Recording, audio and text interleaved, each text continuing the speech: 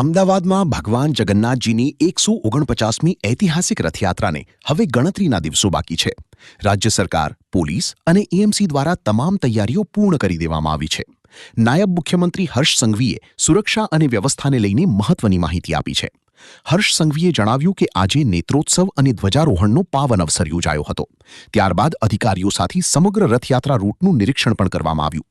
Route દરમિયાન વિવિધ સમાજના આગેવાનોએ સ્વાગત કર્યું. આ વર્ષે ભગવાન જગન્નાથજીના દર્શન માટે શ્રદ્ધાળુઓને પૂરતી અને સુવ્યવસ્થિત વ્યવસ્થા કરવામાં આવી છે.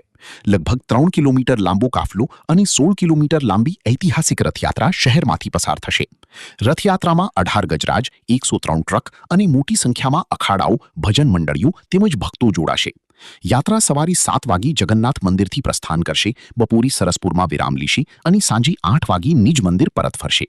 સુરક્ષાની ધ્યાનમાં રાખીને 30,000થી વધુ પોલીસ જવાનો, 15 એસઆરપીએફ કંપનીઓ, 9 અન્ય સુરક્ષા દળો તેમજ 1,000 બોડી વોર્ન કેમેરા સાથે પોલીસ તંત્ર તૈનાત રહેશે. ઉપરાંત પિકપોકેટ અને વોન્ટેડ આરોપીઓને ઝડપવા માટે સ્પેશિયલ સર્વેલન્સ કેમેરા પણ ગોઠવવામાં આવ્યા છે. હર્ષ સંઘવીએ શહેરજનોને અપીલ કરી છે કે ગજરાજ પસાર ન થાય ત્યાં સુધી ડીજે ન વગાડવામાં આવે તેમજ જોખમી ઇમારતોની નજીક ઊભા ન રહે. નાયબ મુખ્યમંત્રી હર્ષભાઈ સંઘવી દિવસોથી રાત દિવસ એક કરીને આપ સૌ સાથે મળીને પોલીસે આપણી અમદાવાદની નહીં પરંતુ ગુજરાતની સૌથી મોટી આસ્થાની બી યાત્રા અને વ્યવસ્થાની બી યાત્રાને સંપૂર્ણ વ્યવસ્થાઓ સજ્જ જોડે નીકાળવા માટેની તૈયારીઓ કરી છે. તે બદલ હું સૌ ટીમને ખૂબ ખૂબ શુભકામનાઓ આપું છું અને વિશ્વાસ રાખું છું કે શહેરીજનો બી કોઈ બી પ્રકારની ધક્કામુક્કી કે પડાપડી કર્યા વગર આપ સૌ લોકો માટે વ્યવસ્થાઓ જે કરવામાં આવી છે એ વ્યવસ્થાઓમાં આપ સૌ ઉપયોગી રહેજો.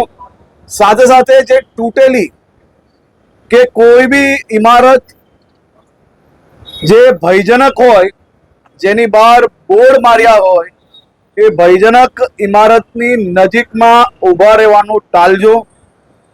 ત્યાં કોઈ વ્યક્તિ ના દેખાય તો કોણ જોવાનું છે ને કંઈ નથી થવાનું. અને છત પર એટલે કે ઢાબે ચડવાની કોઈ બી પ્રકારે કોશિશ નહીં કરતા. એ ખૂબ જ ભયજનક ઇમારત હોવાથી આ પ્રકારના બોર્ડ માર્યા છે. આપ સૌ લોકો सहयोग करशो एवी आशा. जय जगन्नाथ. ऐसे ही अन्य खबरों के लिए चैनल को सब्सक्राइब कीजिए. खबरों का नोटिफिकेशन पाने के लिए बेल आइकॉन को जरूर दबाएं.